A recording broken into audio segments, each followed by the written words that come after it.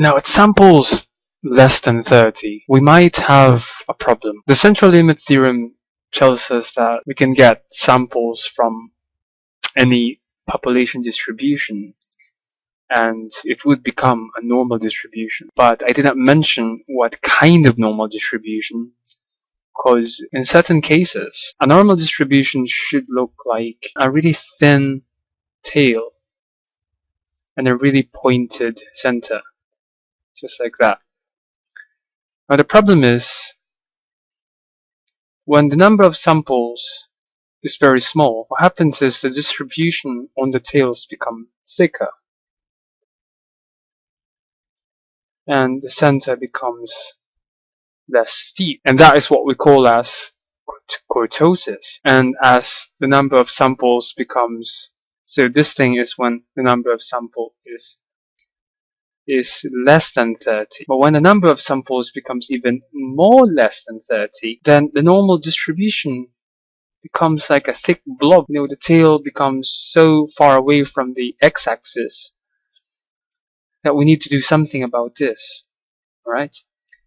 Now, this kinds of distribution that we see in here that has some very weird kurtosis effects can be approximated by a mathematical formula or another mathematical function. But now, instead of calling this as normal curves, we can call this as a t-curves or t-distribution. So a t-distribution is just a normal distribution with kurtosis, and the lesser number of n it has, the thicker the tail is. The more the number of n approaches 30, the thinner the tail becomes, and eventually, if it is equal to 30, then the n curve is just the same as the t curve, and vice versa. So you can actually use the t curve as much as you can, even though it is equal to 30. But some professors suggest that why would you use a t-curve if it is just approximating an n-curve? That is indeed right. But in my opinion, you can use the t-curve as much as you can. But the problem with using the t-curve at n30 is you might not find a table that could help you out. Because the table would tell you the cumulative distribution function without using Excel.